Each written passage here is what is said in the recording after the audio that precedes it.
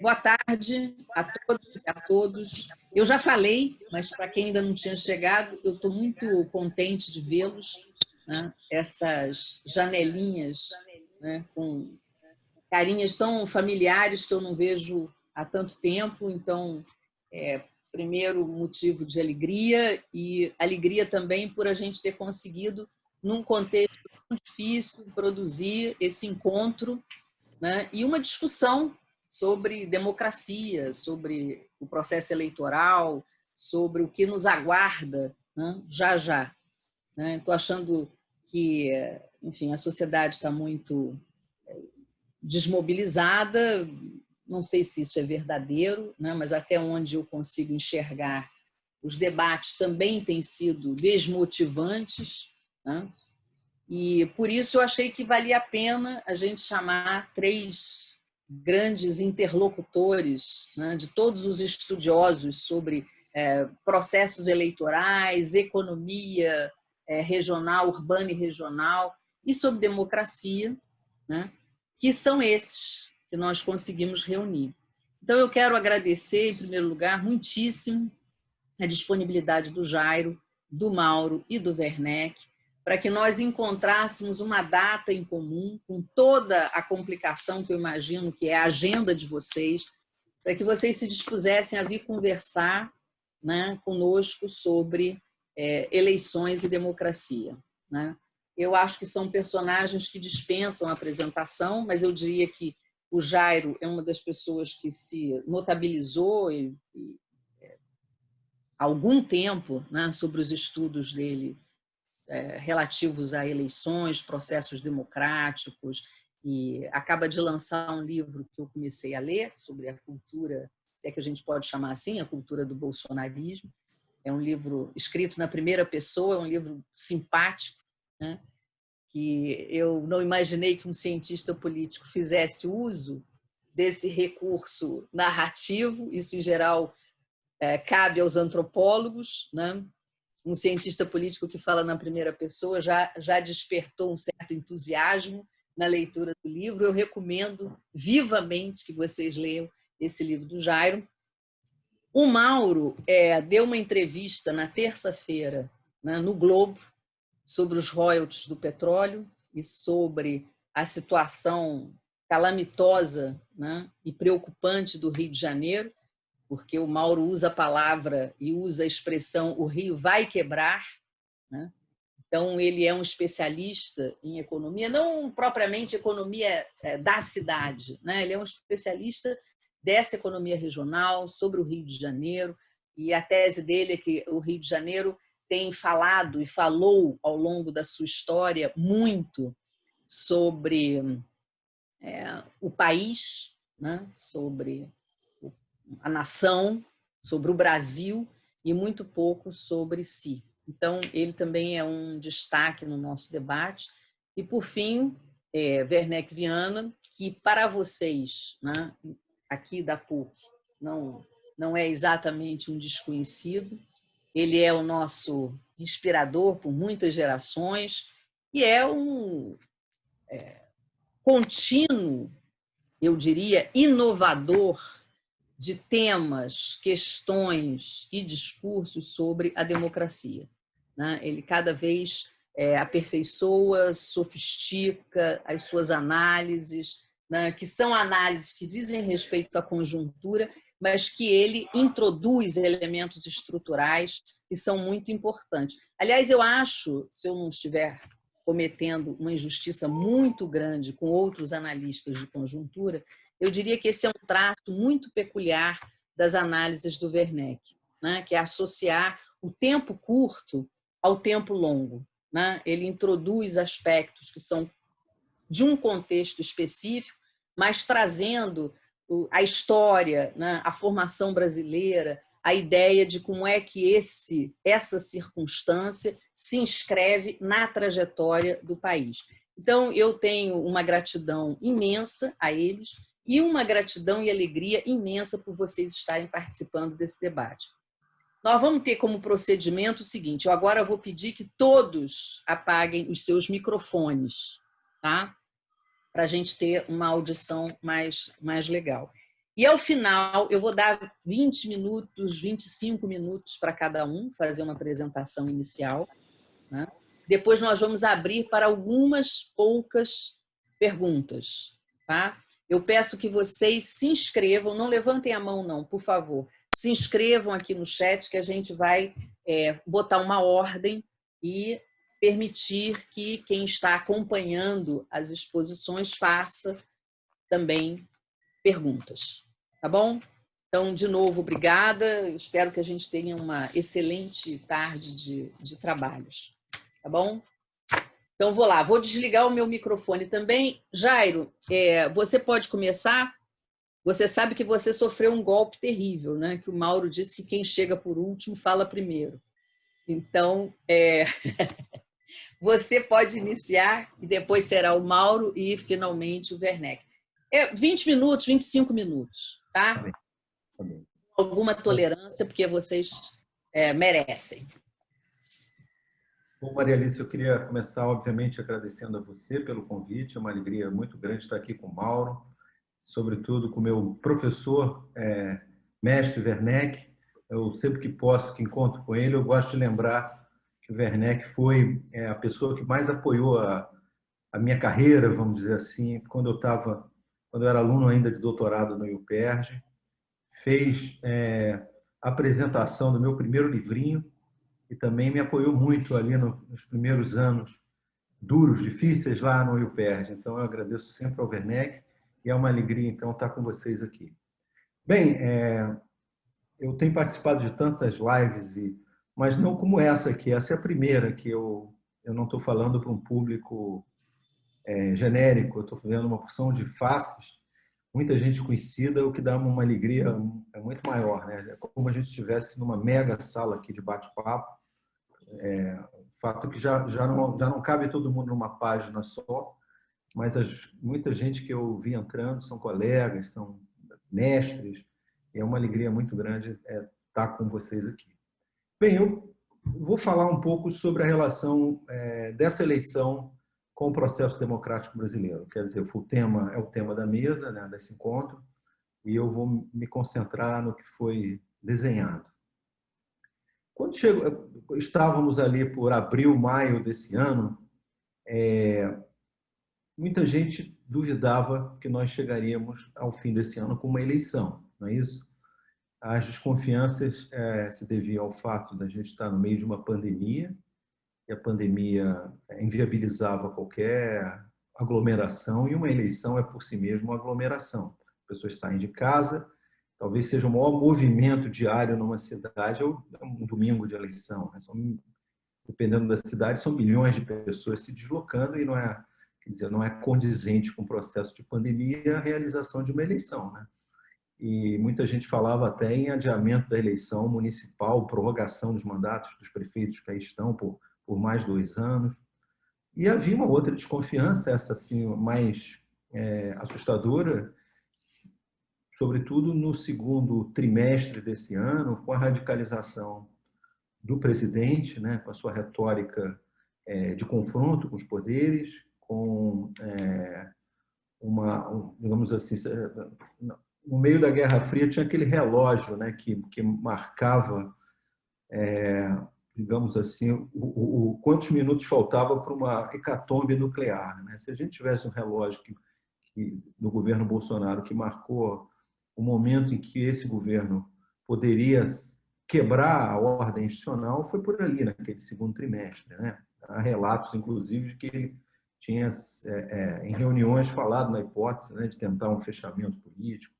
E muita gente achava ingênuo sustentar que nós chegaríamos a uma eleição num ano em que tínhamos a combinação de uma pandemia com essa gravidade, que afetou o Brasil de maneira muito intensa, e mais um presidente que, ao longo desse ano, sobretudo nesse trimestre maldito, ameaçou tanto caminhos não democráticos, né, para os seus confrontos diários com o jornalismo, com o Congresso, com o Judiciário.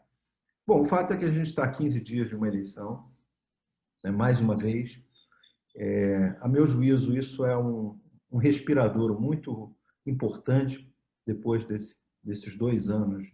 Ontem fez 2 anos que o Bolsonaro ganhou a eleição no segundo turno, né? Foram 2 anos infernais para a democracia brasileira, para a cidadania brasileira, para os movimentos sociais, enfim.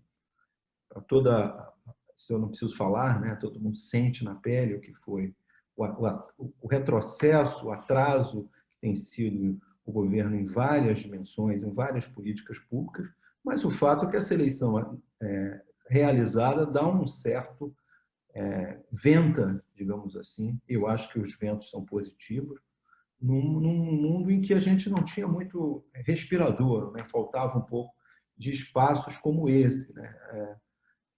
Nós estamos nos aproximando de uma eleição geral, quer dizer, são todos os municípios que vão votar. Isso parece pouco, mas é a 9ª vez que acontece, né? As eleições municipais têm sido um insumo fundamental para quem pensa a democracia no Brasil. Pra vocês terem uma ideia, são 540 pessoas, 540 mil pessoas que estão tentando entrar no sistema político, lá por baixo, né? São 540 mil candidatos a vereador, prefeito, nas 5.700 cidades brasileiras. Então, é um sistema que eu acho que deve ter, eu acho não, tem poucos no mundo, países que realizam eleições nacionais em âmbito local no mesmo dia e que gera um despertar tão grande nas pessoas para entrarem nesse mundo. Claro, a gente pode questionar a forma de entrada, os partidos, o clientelismo, sei lá eu, mas é um processo impressionante, né? Há 30 anos atrás, em 88, há 32 anos, nós fizemos a primeira eleição da história do Brasil em que todos os eleitores brasileiros foram no mesmo dia votar numa eleição local. Quer dizer, isso parece pouco, mas numa história republicana aconteceu pela primeira vez, e esse ciclo, cada vez mais eu me convenço que as eleições locais, apesar da agenda local, dos temas puxarem para as realidades das cidades, elas têm um papel fundamental, né, para quebrar um pouco os conflitos nacionais, para gerar uma nova elite política em âmbito local, para vitalizar a política local. E os resultados dessa eleição, particularmente, claro, a gente está escaldado depois de 2018, sobretudo, com as surpresas de última hora, os fenômenos, as ascensões meteóricas, as mudanças no quem vai passar para o segundo turno, está tudo muito incerto, né? Hoje mesmo saiu uma pesquisa que já coloca o Boulos com 20 pontos. Eu nunca imaginava que o Boulos ia conseguir chegar com 20% dos votos, né, das intenções de voto, numa eleição tão disputada como a de São Paulo, né? Com grande chance de ir para o segundo turno, né? Então, é uma eleição que me parece o presidente já sai como derrotado. Eu não vejo como essa eleição, se a gente pensar no que foi o bolsonarismo de 2018, né, o estrago que ele fez no sistema político, a força com que o Bolsonaro venceu, não é? Não foi só o Bolsonaro, nunca nós tivemos um presidente eleito transferindo tanto poder em termos de bancadas, de eleitos no movimento que o acompanhou, como Bolsonaro. Quer dizer, a transferência de voto para o Lula, do Lula para o PT, o incremento que a bancada do PT teve na Câmara foi de 3, 4%, de 4 pontos percentuais em relação à eleição anterior. O Bolsonaro tirou um partido do chão, o PSL, né, que teve 900 mil votos em 2014 e transformou o PSL no partido mais votado para a Câmara, né? O PSL não teve a maior bancada, mas foi o maior partido eleitoral para a Câmara e para as assembleias. O PSL tem as maiores bancadas de Rio, São Paulo e Minas, né? Elegeu muitos governadores, como o governador do Rio, São Paulo e Minas, e também do Sul, alguns, no arrastão bolsonarista, né? Então foi um fenômeno. E 2 anos depois, se a gente olha, de novo, tomando todos os cuidados, né, do que pode acontecer, as surpresas, as viradas, mas o resultado, até agora, demonstra um presidente derrotado, né? Por quê? Vamos pensar no que o bolsonarismo poderia ter sido, o que eu imaginaria. Eu errei muito nas eleições, continuei errando pós-eleições, Então, cada vez menos eu tenho feito prognósticos. Mas eu imaginava, logo depois que os votos foram contados em 2018, que o Bolsonaro organizaria, enfim, um partido de extrema-direita no Brasil. Quer dizer, ele saiu das urnas com um partido forte, havia demanda na sociedade por participação naquele movimento em torno da liderança do Bolsonaro, e 2 anos depois, ele sequer tem um partido. Bolsonaro concorre para um PSL, Bolsonaro não, alguns dos bolsonaristas, né? O Bolsonaro abandonou o seu partido, não criou o novo partido, Aliança pelo Brasil. Eu sempre gosto de dizer que a Aliança pelo Brasil foi o maior fiasco na história da formação partidária recente.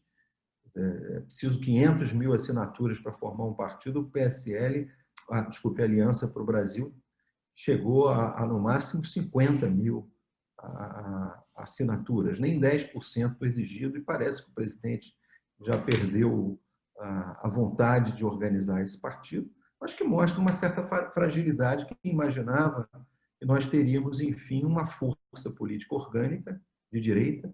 É bom sempre lembrar aqui das lideranças populistas de direita que surgiram aí na última década, mundo afora. Bolsonaro é o único que não tem um partido, ele é o mais solitário de todos os líderes, todos os outros têm um partido embaixo, né? Pode ser grande ou pequeno, mas todos os países ancoram as lideranças de extrema-direita em uma organização mínima. O Bolsonaro teve tudo para viabilizar isso, mas ele não tem vocação, não teve vontade, rompeu com as principais lideranças do PSL, com vários colegas que chegaram junto com ele à presidência.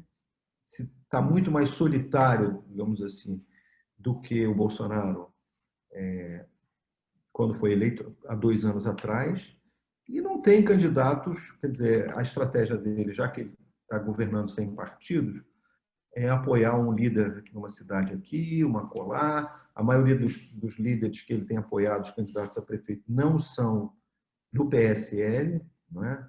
O PSL em São Paulo, os 2 bolsonaristas, raiz, né? Aquele rapaz lá do blog Mamãe Falei, Arthur, né? E a Joyce, tem 3%, 4% somados. É um desastre o desempenho que o PSL teve em São Paulo como partido mais votado na capital, né? Então, aqui no Rio e São Paulo também está arriscado os candidatos ligados ao bolsonarismo não passarem sequer para o segundo turno. Então, eu vejo assim, foi um desmanche, se a gente compara a força do Bolsonaro, como ele poderia estar agora com o PSL, um outro partido que poderia eventualmente ter um outro nome. O PSL não conseguiu atrair um deputado. Ninguém migrou para o PSL, o que quebra também os padrões da nossa política. Em geral, os governantes, os partidos do presidente, dos governadores, prefeitos, são alvo das migrações. Ninguém foi para o PSL, nem aqueles partidos que não atingiram a cláusula de desempenho de 1,5, que tinham a liberdade de passar para outro partido, mudaram para o PSL. Então, a gente tem um quadro que eu acho que revela uma derrota, necessariamente uma derrota. Tudo bem, ele pode, eventualmente, evitar que a oposição ganhe no Rio e São Paulo, candidatos ligados a ele ganhem uma cidade ou outra, mas a gente não pode, acho que não tem como dizer que o Bolsonaro será um vitorioso dessa eleição, né? Então, na perspectiva dessa relação com o que é o tema dessa conversa nossa, democracia e o papel dessas eleições, por mais que elas sejam o que a Maria Alice nos descreveu na apresentação, uma eleição, enfim, acho que não tinha como ser muito diferente, né? Uma eleição no meio de uma pandemia, nas grandes cidades. Hoje as restrições de campanha estão tão grandes, né? Você já não pode nem colocar placa nas casas mais, né? Há muita restrição. Ficou basicamente a campanha nas redes sociais e as campanhas no horário eleitoral. A rua nas grandes metrópoles tem sido muito pouco habitada, frequentada. comparativamente a eleições anteriores, mas nas pequenas cidades, pelos relatos que eu tenho, a campanha está toda. É como não tivesse pandemia, as pessoas estão na rua, as velhas disputas municipais com força, bandeiras, enfim, carreatas. Esse é o relato que eu tenho, né? Então, de certa maneira, essa eleição veio a calhar muito bem, eu acho, como um vento positivo no nosso pessimismo diante desses anos, 2 anos tão terríveis, né? Em que o Bolsonaro e suas políticas praticamente geraram, além dos efeitos negativos de suas políticas, mas geraram um desânimo muito grande em todos nós, né? Enfim, parecia que era algo que veio para ficar numa maneira e numa magnitude que hoje eu acho que não veio. Não estou dizendo que o Bolsonaro não tem chance, que ele não vai ser reeleito, aí isso é uma outra conversa. Mas do ponto de vista do que foi o bolsonarismo e a força de 2018, ele não está se traduzindo no primeiro teste eleitoral em algo assustador. Pelo contrário, a gente está vendo uma recuperação de velhos políticos, né? Jovens políticos que não têm cara de políticos novos, eu vou chamar de políticos novos, esses políticos ligados a essa onda de renovação da política. A gente está vendo jovens militantes do PSOL, do PDT, do PSP, mesmo do DEM, os partidos tradicionais voltando a disputar, e aquele discurso também da renovação pela renovação, da renovação política, que deu muita coisa boa em 2018, né? Jovens representantes na Câmara dos Deputados, mas deu um bolsonarismo, por outro lado, né? O movimento da renovação pela renovação gerou uma coisa positiva, mas gerou a maior renovação da Câmara veio pela mão do hiperconservadorismo bolsonarista, né? Dos 52 deputados do PSL, praticamente todos eram políticos de primeiro mandato na Câmara dos Deputados, né? A gente nunca teve um partido com esse perfil, né? Em políticos, nunca houve uma renovação dessa magnitude, não só dos números, mas também das biografias. Isso deu no que deu, né? Deu em nada. A Joyce Hasselmann provavelmente vai chegar com menos de 5% em São Paulo, uma humilhação depois do papel que ela teve naquele primeiro ano de ser a líder do governo, né? Bolsonaro. Então, por tudo isso, eu acho que essa eleição, apesar dos temas locais, apesar da velha agenda das prefeituras, que é difícil a gente criar um tema nacional para uma disputa como essa, mas ela gera uma expectativa muito boa, a meu juízo, por dos dois lados, para mostrar que o bolsonarismo não se traduziu numa força orgânica. Isso não quer dizer que o bolsonarismo não tenha uma outra feição, eu acho que ele terá, a gente depois pode falar disso no debate, para 2022. Mas não é o partido de extrema-direita orgânico que muita gente, inclusive eu, imaginou. E também que eu acho que é uma eleição que coloca a política tradicional no seu lugar, né? Depois de Lava Jato, depois das prisões, depois dos programas de humor que somado levaram a política tradicional ao chão, a gente está vendo que em muitas cidades políticos tradicionais estão voltando, né? Políticos tradicionais estão sendo e mais também a ideia da renovação me parece que acabou, né? Não que a gente não vai ter renovação, mas o discurso da renovação, posso estar errado, mas eu não vejo com o mesmo ímpeto que ele apareceu em 2016 e 2018.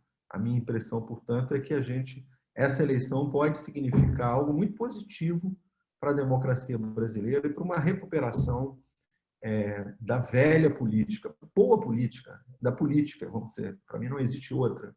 A política dos partidos, das eleições, da representação que se faz por dentro dos partidos e que estava muito uma avaliação muito negativa, e eu acho que agora as coisas começam a voltar para o lugar. Claro que a gente tem que esperar o resultado das urnas, ver o volume de votos brancos e nulos, a renovação, há fatores que eu não vou falar agora, mas eventualmente depois eu volto. É uma eleição que inova por dois aspectos, né?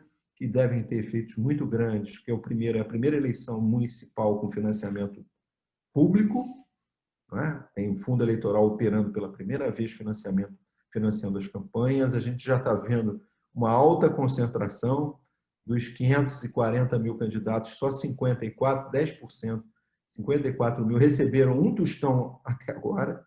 A maioria dos candidatos estão fazendo campanha sem recursos, ou seja, o fundo está muito concentrado. E também tem o efeito das coligações. Pela primeira vez na história da República, os partidos vão testar suas forças sem a possibilidade de coligação na proporcional, na disputa para a Câmara Municipal. Isso vai ser uma devastação para os pequenos partidos, nas cidades menores, sobretudo, que vai ter um efeito, ao meu juízo, de reconfigurar o sistema partidário a partir do ano que vem. Mas isso é outra história. Então, essa minha fala inicial, tá certo? O tempo, já que eu cheguei nos meus 20 minutos, e queria enfatizar, talvez, esse lado menos, talvez um pouco de otimismo, né? Não sei se eu fui excessivamente otimista, eu continuo, passei aí um ano estudando a eleição do Bolsonaro, continuo assustado com o governo dele, preocupado com a reeleição dele,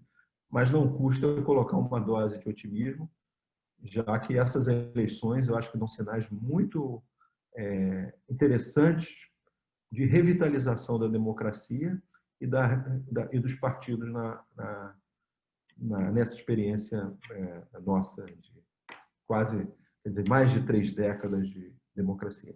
Tá bem? Então é isso que eu queria dizer. Obrigadíssima, Jairo, muito obrigada. Nós vamos passar imediatamente, então, para o Mauro. Mauro, microfone aberto, 25 minutos, 20 minutos a 25. Me avisa aí quando der 20 minutos, Magalhães. Mas Tá. agradecer muito aí esse convite aí delicioso aí da Magalhães. A Magalhães conheço já há algumas décadas, né? Ela e o Werneck, tive o prazer de votar no Werneck já em eleições. E, enfim, 2 mestres aí. A Magalhães também conviveu, a gente conviveu tanto aí nos prêmios que nós organizamos aí para dissertações e teses sobre o Rio de Janeiro. E eu vou procurar, talvez, dividir em 2, vou me aventurar um pouco também na análise mais nacional e depois aqui sobre o nosso estado do Rio de Janeiro, né? Eu tenho a impressão que 2013 é um ano muito decisivo para a gente entender o fenômeno bolsonarista, né? Quer dizer, teve aquelas manifestações que começaram com uma reivindicação, quer dizer, de tarifa lá em São Paulo. Houve uma repressão muito forte pelo governo Alckmin, né? Teve uma jornalista da Folha de São Paulo que perdeu uma vista, que tomou uma bala de borracha.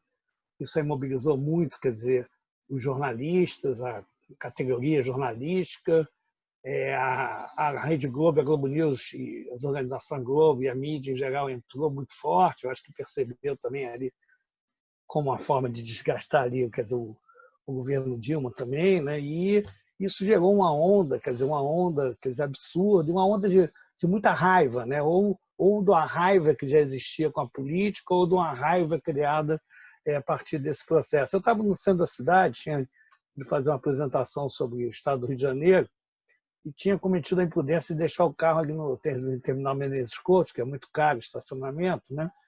Mas aí, a primeira vez que quase invadiram a Alerj, eu estava ali, e aí eu resolvi ficar, parei com o carro no 3º andar, e ali você tinha uma visão panorâmica daquela manifestação. Eu fiquei muito impressionado com o nível de raiva. E eram aqueles policiais aí barrigudinhos que estavam ali, quer dizer, o governo nem mandou policial do BOP, nem nada disso, e aí chegaram jogando bomba de gás lacrimogêneo a certa altura, e veio uma garotada com barra de ferro, com escudos, botou todos para correr e quase matou um deles. E eu vi pessoas na faixa de 40 anos, que não eram pessoas de esquerda, e aplaudindo muito os garotos. Aquilo me assustou muito.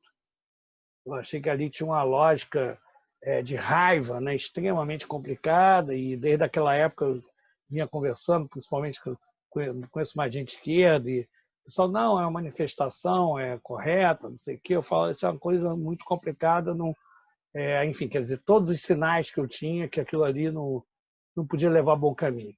e partiam de pressupostos muito equivocados, né? Quer dizer, saúde padrão FIFA, né? Educação padrão FIFA. Hoje a gente sabe o que é a FIFA, né? E a partir também de uma lógica de que todo o problema do Brasil é a corrupção. Ou seja, se acabasse com a corrupção no Brasil, o Brasil poderia ter uma saúde padrão de primeiro mundo. E é muito também, eu acho que em função de que a nossa mídia ela demoniza muito o setor público. E coloca muito, comparando os resultados sociais com nós temos o 10º PIB do mundo. Mas não leva em consideração que nós estamos na posição 72 em termos de PIB per capita. Nós somos um país de renda média, nós somos um país que tem uma receita pública por habitante que é várias vezes menor do que a dos países desenvolvidos. Então, a gente tem que ser pobre, porém limpinho. Quer dizer, na verdade, enfim, quer dizer, a corrupção é uma parte, inclusive porque, às vezes, a corrupção ela leva a estratégias, né, que são estratégias equivocadas. Né? O Mário Henrique Simons, talvez junto com o Celso Furtado, sejam os dois maiores economistas brasileiros do século XX, né? O Mário Henrique Simons, jocosamente, dizia, às vezes, que era melhor dar os 10% que fazer a obra, porque economizava 90%. Né? Então, eu acho que então ela parte de pressupostos equivocados, ela vai numa onda, né? E, na verdade, essa lógica de raiva, quem era o político brasileiro, quer dizer, mais raivoso, né? Que era o campeão da raiva, quem conseguiu surfar nessa onda, né? Melhor, né? O Zé de Abreu, naquele tom irônico dele, provocador, né? Ele diz que a direita errou na quantidade de pólvora e elegeu a extrema-direita. Né? Eu acho que faz algum sentido, quer dizer, no sentido da onda de raiva, quer dizer, que gerou e que levou. Por isso, eu sinceramente, eu não me assustei tanto assim com a vitória do Bolsonaro. Eu achava que ele ia para o segundo turno e perdia no segundo turno, mas ele sofreu também uma facada, isso foi um pretexto para ele não ir aos debates, né? Mas então também é claro que a democracia esteve em risco aí, como o Jair Nicolau disse, o Bolsonaro é um maluco, né? Então, quer dizer, todo tipo de risco é possível, né? Mas aí, hoje até eu fiz uma brincadeira andando por alguns grupos de amigos, né? O Magalhães Pinto dizia que política é que nem nuvem, né? Hora você olha está de um jeito, hora está de outro. O Valdir Amaral dizia que a vida muda minuto a minuto. O meu amigo o Antônio Barro de Castro dizia que a vida tem vários ladinhos, né? E, de fato, eu acho que também mostra muito como a eleição majoritária, a força da opinião pública é imensa. Né? Está aí o Boulos, aí, como o Jairo colocou, está o Crivella, que se bobear chega em quarto no Rio de Janeiro. Hein? Pode a Marta passar ele e talvez até a própria Benedita. Né? Eu nunca achei que o Crivella tivesse alguma mínima chance de ganhar essas eleições na cidade do Rio de Janeiro, pelo fracasso da sua administração, por erros dele ou não deles, enfim, a gente pode até entrar nessa discussão depois, mas até a Maria Alice me sugeriu não fulanizar tanto esse debate aqui, ficando uma coisa mais, eu acho que realmente é melhor.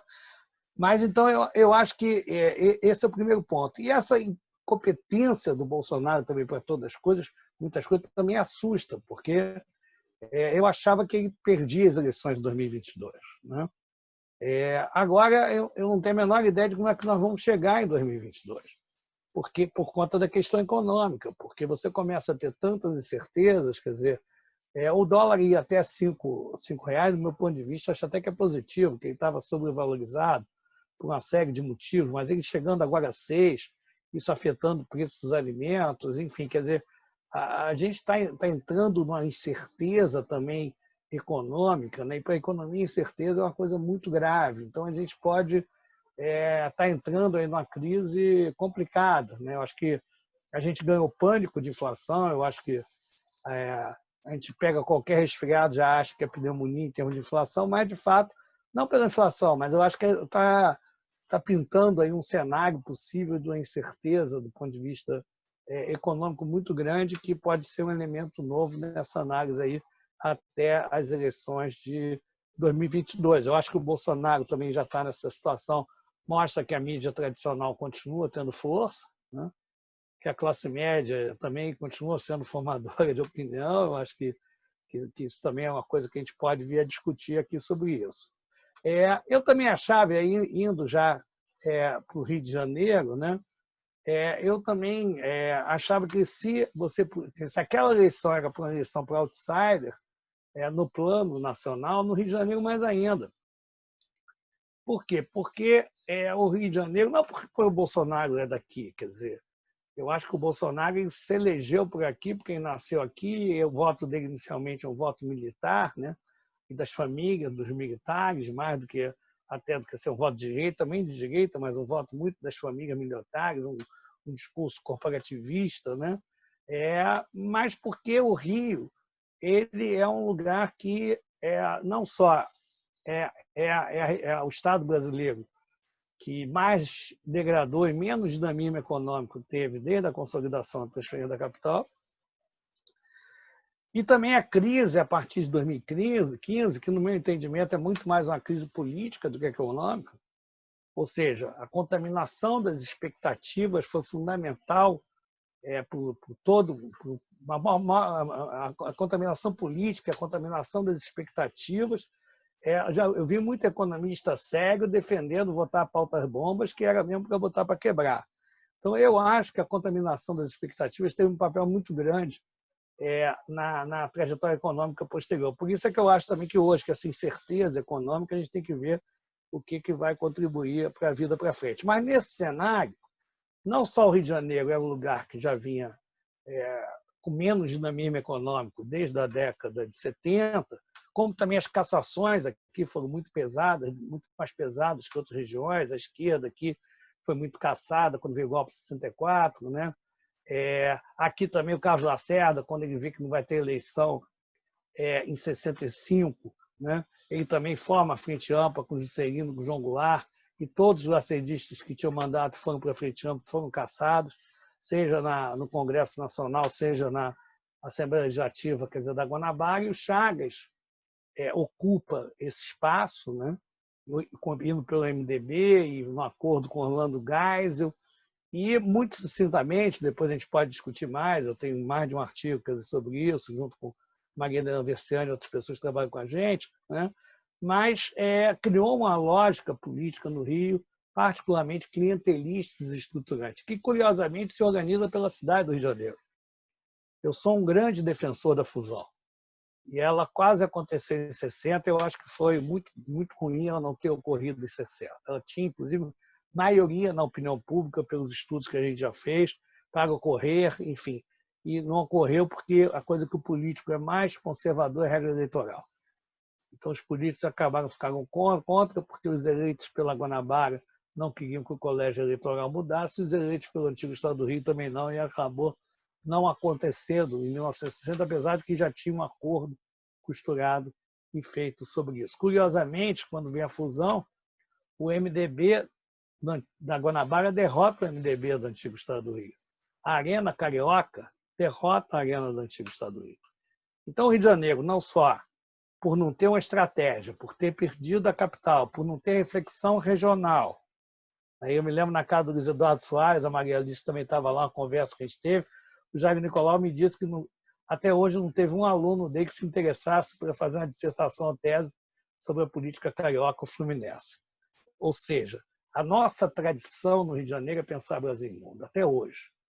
É extremamente difícil você convencer as pessoas, os acadêmicos, a terem como principal elemento de sua reflexão a questão regional, a questão estadual, e tentar entender essa lógica, principalmente essa lógica de conjunto da cidade e do Estado do Rio de Janeiro. Tem área de cultura, tem bastante gente, na área de segurança pública, mas procurando estudar esse conjunto são pouquíssimas pessoas, e essa visão do Jair Nicolau, e o que ele falou aquele dia lá, reforçou muito essa minha visão.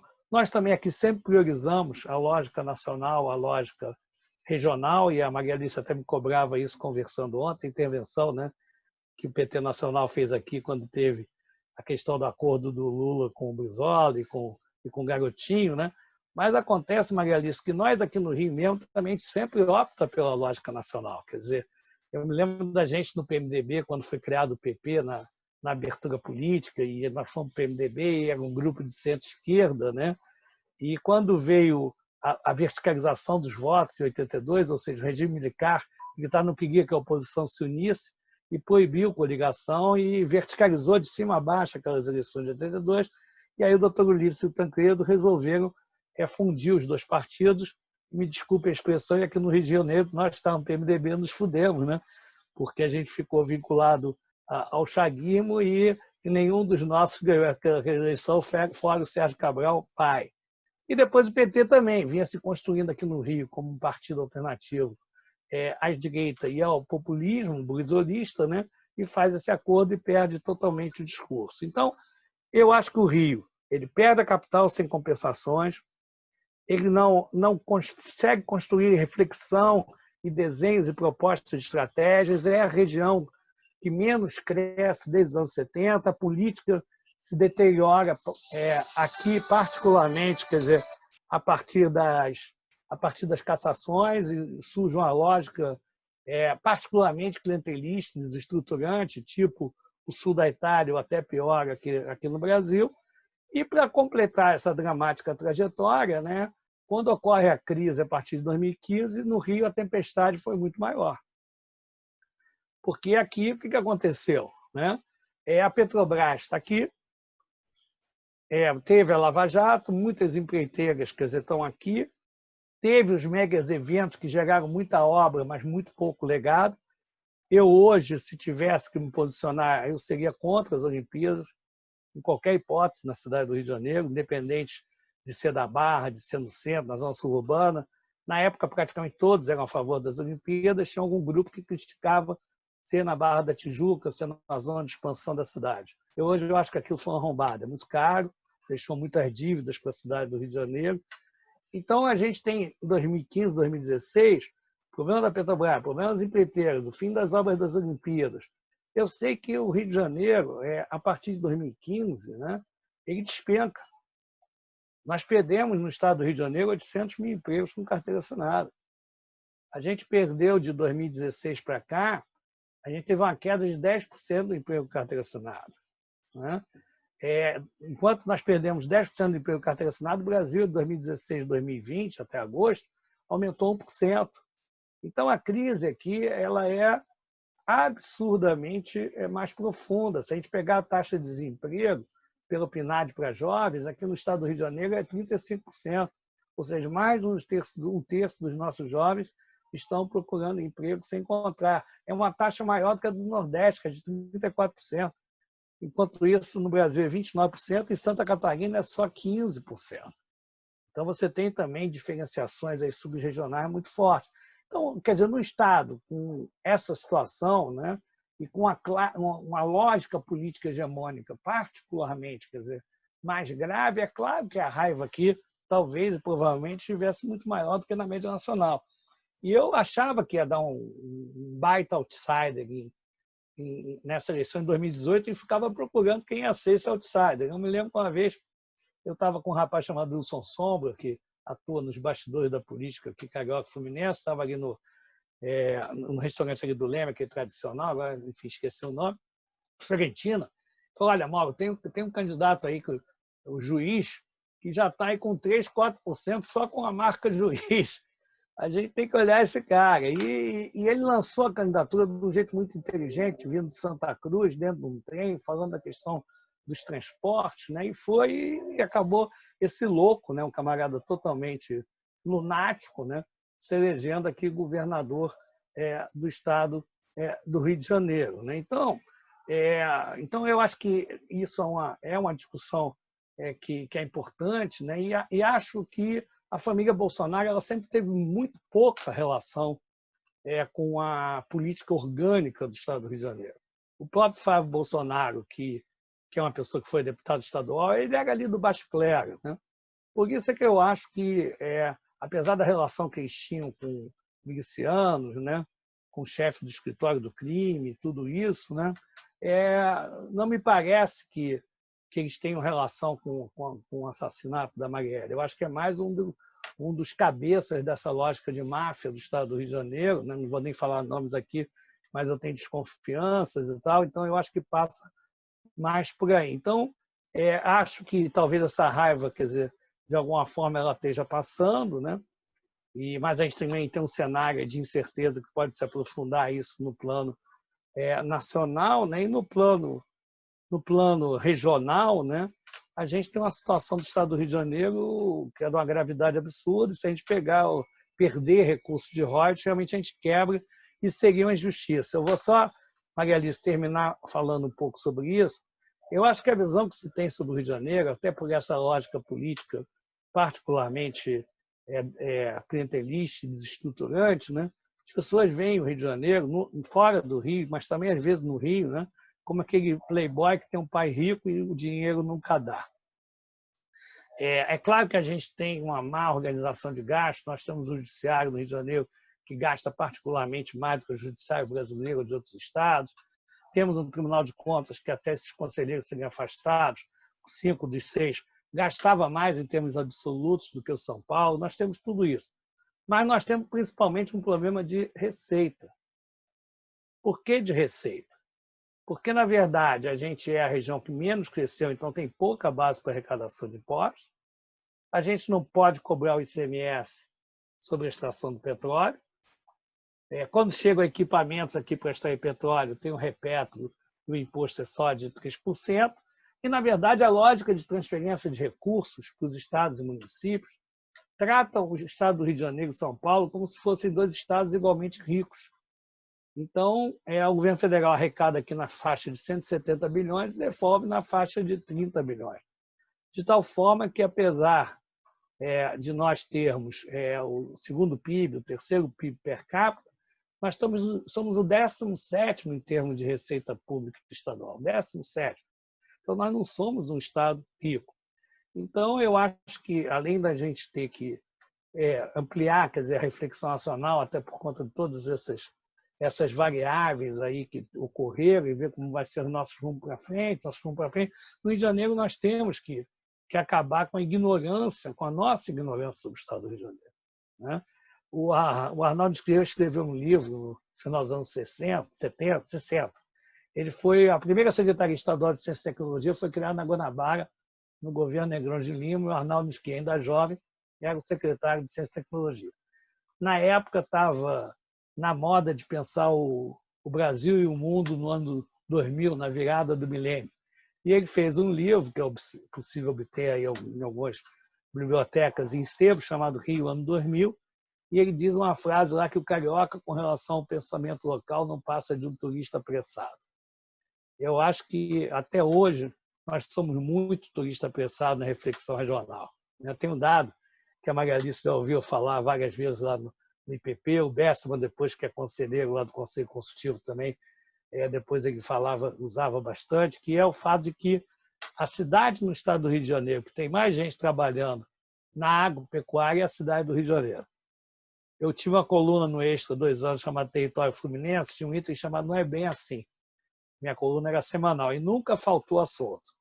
Então, eu aproveito aí na PUC aí, convocar as pessoas para, além da gente continuar estudando a questão nacional, a gente entender a centralidade do Rio na questão do país, né? O Júlio Argan diz que tem países que todo país tem uma cidade que é a sua referência internacional. O Júlio Argan, historiador de arte, foi prefeito de Roma. Nos Estados Unidos é Nova York, não é Washington. Na Austrália, Sydney, na Canberra, e até hoje aqui o Rio ainda eu acho, mais referência internacional do que São Paulo, né?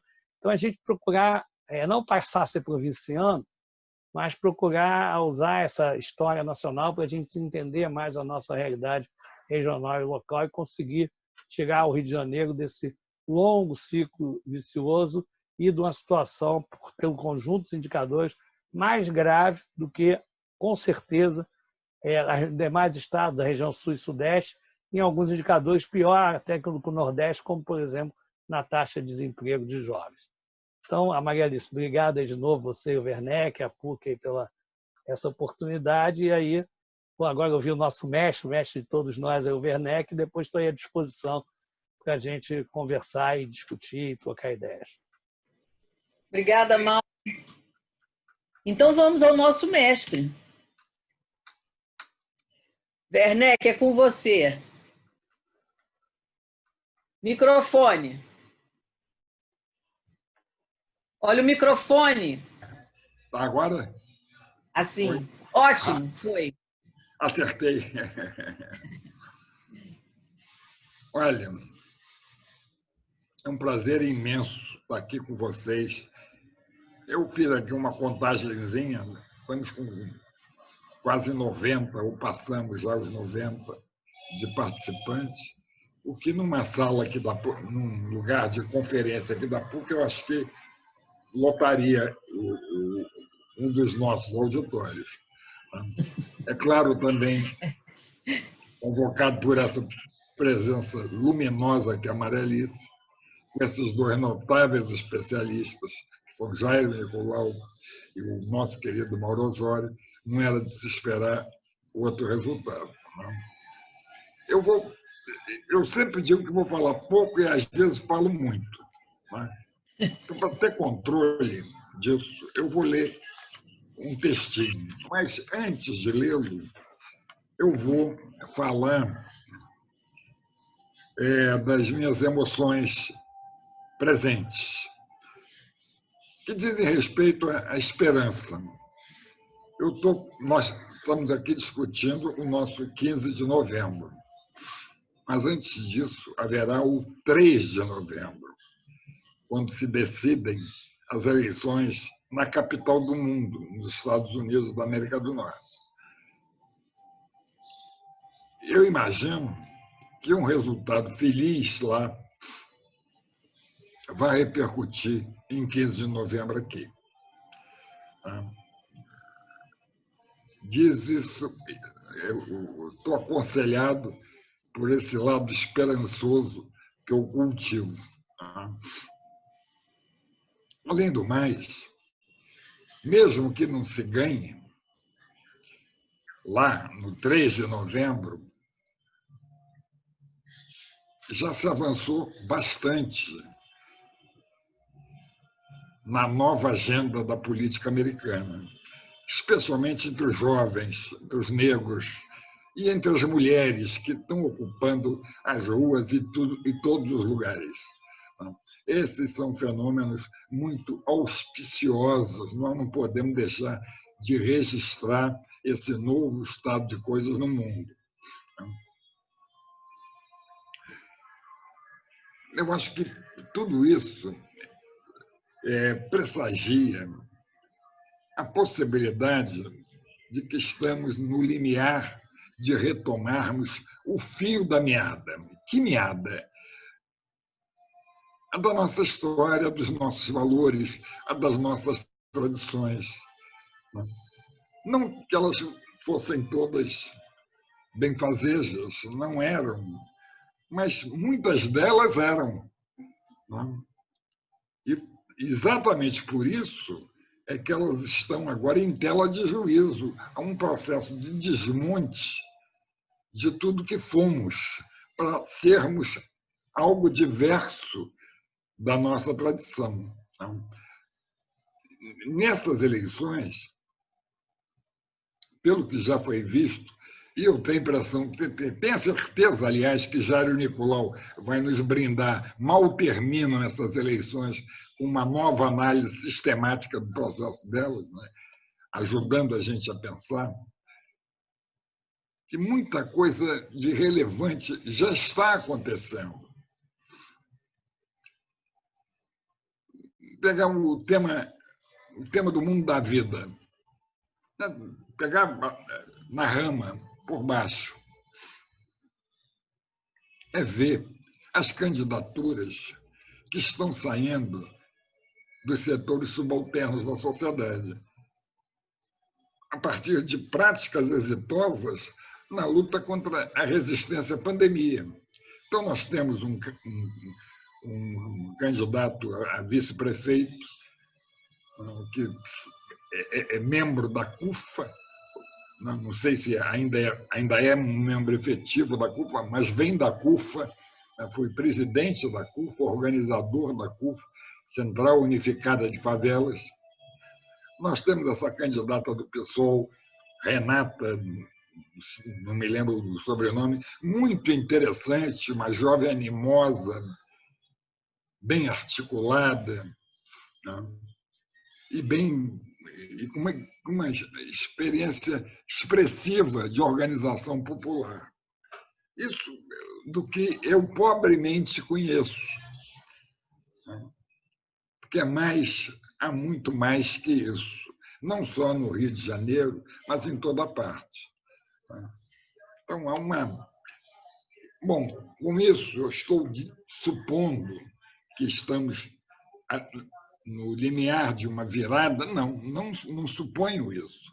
Nós estamos no limiar de uma retomada, passo a passo, reintegrarmos os nossos valores, a nossa cultura, as nossas tradições, num ponto à frente, já cultivado reflexivamente, que, inclusive, inclua, né, o tamanho da derrota que sofremos na última sucessão presidencial.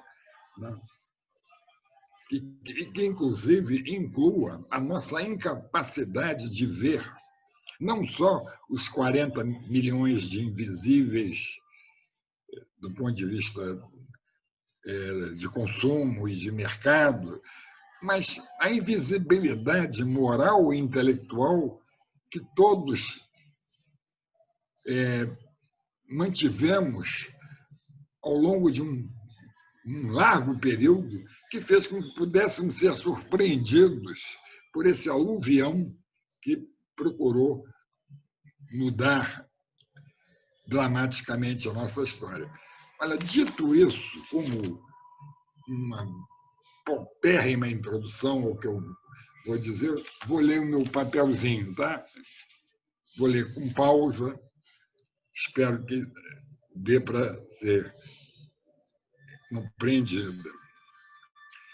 É cedo para se pensar no campo eleitoral que sairá da próxima sucessão presidencial, matéria para especialistas como Jairo Nicolau, Irmão Osório e tantíssimos outros. Mas já se sentem lufadas de ar fresco que anunciam um começo de um novo dia ao fim de uma noite de pesadelo. É viva em nossa memória a velha lição de que aqui as eleições se manifestam com uma forma superior de lutas por aspirações democráticas e das demandas sociais por políticas públicas igualitárias. Em toda parte, já assomam à superfície as indicações de que, mais uma vez, elas atuarão nesse sentido, apesar das restrições impostas pela pandemia que nos aflige, presentes em candidaturas com histórico democrático confiável em várias capitais e em cidades influentes na formação da opinião pública na federação. Vocês estão me ouvindo? Alô? Heloísa? Estamos ouvindo, vô, estamos ouvindo. Continua. É porque eu fiz uma atrapalhada aqui. Eu sou analfabeto nesse negócio. Calma. Aos meus colegas queridos. E deixei também de mencionar, por falar nisso, né, essa presença que acho que emocionou a todos, a Maria Alice, a organizadora disso, e a mim particularmente, né, de colegas como Peter Frey, né, Helena Bomeni, Lúcia Lippe, né, os estudantes aqui da PUC, né, o nosso decano, que não sei se ainda está, mas pelo menos passou por aqui, né, e do Sérgio Bresserman, que, querido colega, eu conheci estudante de economia na PUC, né, e que fez uma belíssima de uma trajetória. Ô, Sérgio, prazer em revê-lo. Mas, então, voltando aqui ao diabo do papelzinho, de certo que as eleições municipais têm um caráter singular em que são dominantes os temas locais, por suposto. Embora as que estão em curso guardem um significado plebiscitário implícito quanto à avaliação do governo Bolsonaro, que, não por acaso, evita se comprometer com candidaturas, mesmo com aquelas que lhes acenam com simpatia, salvo quando elas lhe permitem confrontar com eventuais adversários em 2022. Enquanto forças políticas de adesão democrática buscam demarcar com nitidez sua rejeição às suas políticas de governo, tal como nos casos da cidade de São Paulo, com a candidatura Boulos, de Porto Alegre, com a de Manuela Dávila, com as de João Campos e Marília Reis em Recife, a de Edmilson em Belém, e a do Rio de Janeiro com Marta Rocha, cuja ênfase nas questões locais mal disfarça o sentido nacional da sua candidatura, inclusive pela contundente crítica ao candidato Crivella, que procura identificação com o governo Bolsonaro e com tantas outras, por esse país afora. É fato, contudo, que éticas de convicção rareiam nesse cenário eleitoral em curso e que predominam os cálculos de oportunidade. Mas uma circunstância externa a esse quadro pode vir a subverter as suas atuais marcações. Já mencionei as eleições de 3 de novembro nos Estados Unidos. Então, até lá, até esse 3 de novembro, convicções mal dormidas podem encontrar tempo para despertar. Os resultados eleitorais não terão efeitos banais.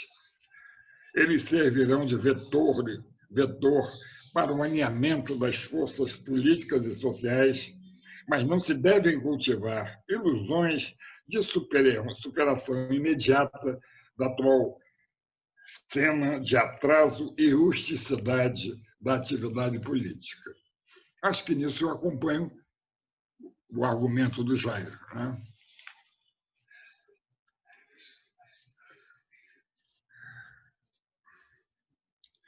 Poderão, sim, estimular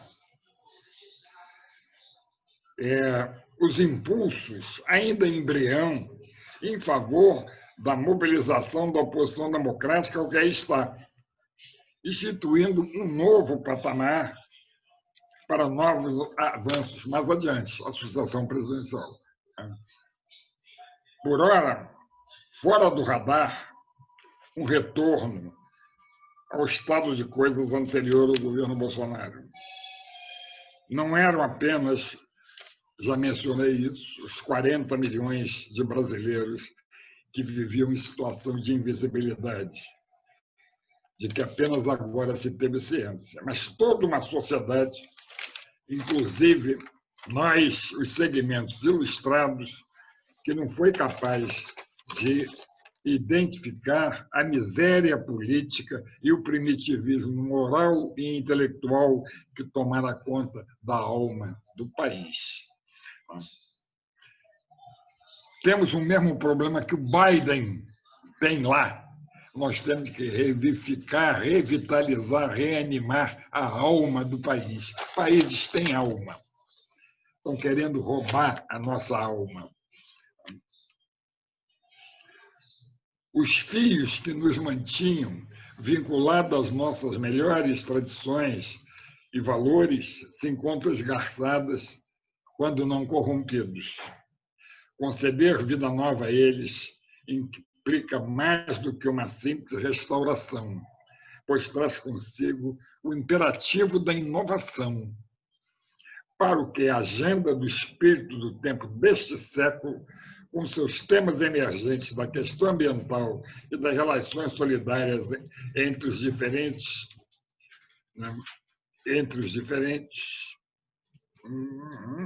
é mais do que propícia. Resgatá-los, inovando-os, significa agora levantar um dique à ideologia neoliberal,